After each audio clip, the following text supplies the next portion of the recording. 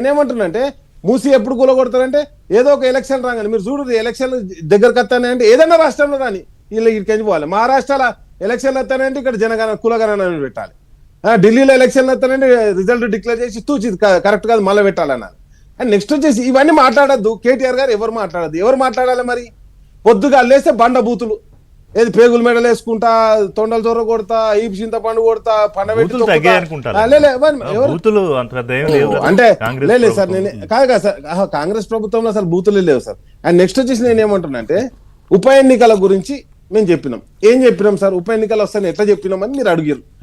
సుప్రీంకోర్టులో ఉన్నప్పుడు ఎట్లా మాట్లాడారు మీరు అని చెప్పేసి మా మిత్రుడు చరణ్ గారు అని.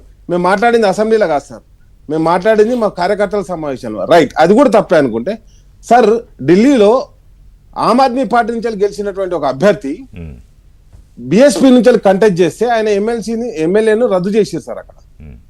నేనేమంటున్నా అంటే ఈ రాష్ట్రంలో మా బీఆర్ఎస్ పార్టీ నుంచి ఎమ్మెల్యేగా గెలిచినటువంటి దానం నాగేందర్ గారు ఆయన కాంగ్రెస్ పార్టీ ఎంపీ టికెట్ తోటి పోటీ చేశారు సార్. మరి ఆయన పార్టీ మారినట్టు అఫీషియల్ ఎలక్షన్ కమిషన్ కి సబ్మిట్ చేసి మాకు మీకు కాదు. ఒకటి. రెండు, కడియం సిఆర్ గారు స్వయంగా సభలో నిలబడి కాంగ్రెస్ పార్టీకి చెయ్యి గుర్తుకు ఓటేయ్యి అని చెప్పేసి డిక్లేర్ చేసింది. అదేవిధంగా భద్రాచలంలో ఉన్నటువంటి ఎమ్మెల్యే గారు కూడా అదే విధంగా కాంగ్రెస్ పార్టీకి ఓటేయ్యి అని చెప్పేసి చెయ్యి గుర్తు చూపించుకుంటా ఓటేయ్యి అని చెప్పేసి మొండి చేయి చూపించుకుంటా దానికి ఓటేయ్యి అని చెప్పారు.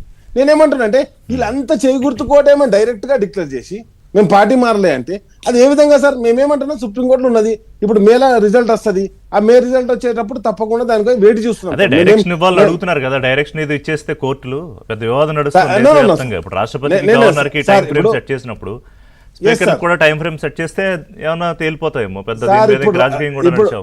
ఇప్పుడు నేను ఏమంటున్నా అంటే సుప్రీంకోర్టు తీర్పు ఏమిస్తుందో వెయిట్ చేస్తున్నాం. అదే క్రమంలో మా కార్యకర్తలను మేము ప్రతిపక్షంలో ఉన్న కాబట్టి సిద్ధం చేసుకుంటున్నాం. ఆ సిద్ధంలో భాగమే నిన్న పార్టీలో అందరూ కూడా జైన్ కావడం జరిగింది. కాబట్టి నేనేమంటున్నానంటే వాళ్ళందరూ జైన్ అయ్యేటప్పుడు సార్ మేమేమంటున్నాం, తప్పకుండా బై ఎలక్షన్లు వస్తాయని సంపూర్ణ విశ్వాసంతో మేము ఉన్నాం. అదే ప్రజలకు చెప్తున్నాం. నేనేమంటున్నా అంటే ఇప్పుడు జైన్ చేసుకున్నప్పుడు కరెక్ట్ 2/3 జైన్ అయినరు ఎలక్షన్ రావంటే మేము కూడా ఒప్పుకుంటాం. అదే ఏదైతే ఒక ల్యాప్సెస్ లూప్ హోల్స్ ఉన్నాయో వాటిని వాడుకుని గతంలో పార్టీలు మీరు చేశారు కదా, అట్లాగే నేనేమంటానంటే కాంగ్రెస్ పార్టీ కూడా ఉంది. ఇప్పుడు కాదండి 10 మంది వెళ్ళారు, ఇంకో 16 మంది 26 మందిని పోగేశారు అనుకోండి, అయిపోతుంది. ఎల్పీ విలీజ్ ఏం చట్టబద్ధం ఇప్పుడు కాదండి. ఇప్పుడు ఎన్ని జరుగుతున్నాయి? అదే జంగమే చర్చ జరగాలి, సుప్రీం కోర్టులో ఒక క్లియర్ డైరెక్షన్ ఇవ్వాలి.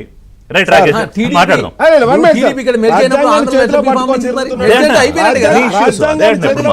మంత్రులు కూడా చేశారు. రాజ్యాంగాన్ని చేతిలో పట్టుకొని వైసీపీ తెలంగాణ వైసీపీ ఆంధ్రలో ఎట్లా కాబట్టి అది కూడా చట్టబద్ధం కాదు. ఒక నిమిషం మాట్లాడదాం, మళ్ళీ ఇక్కడికి వచ్చేద్దాం.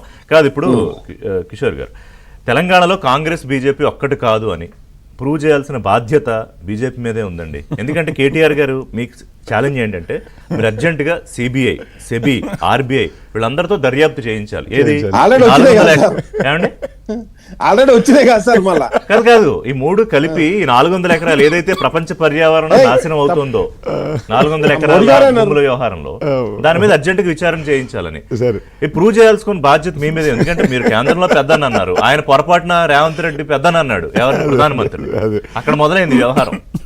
ఒకసారి కోవిడ్ టైంలో అనుకుంటాను ఇట్లాగే బీఆర్ఎస్ కార్యకర్తలు పిచ్చి పిచ్చిగా మాట్లాడుతుంటే ఒకసారి, అంటే వీరు అనవాయితీగా తిడుతూనే ఉంటారు మోడీ గారిని, మా నాయకుల్ని. కానీ కేసీఆర్ గారు ఒకసారి కూర్చొని బుద్ధి లేదు అది ఇది అని చెప్పి ఇంకొకటి ఇట్లాగే మాట్లాడితే తన్నులు పడతాయన్న టైప్లో చెప్పారు. అంటే చాలా తీవ్రమైన చర్యలు ఉంటాయన్న టైప్లో అసలు. సో వారి స్టైల్లో వారు తిట్టారు కూడా జనాల్ని, మోడీ గారిని అంటున్నారని.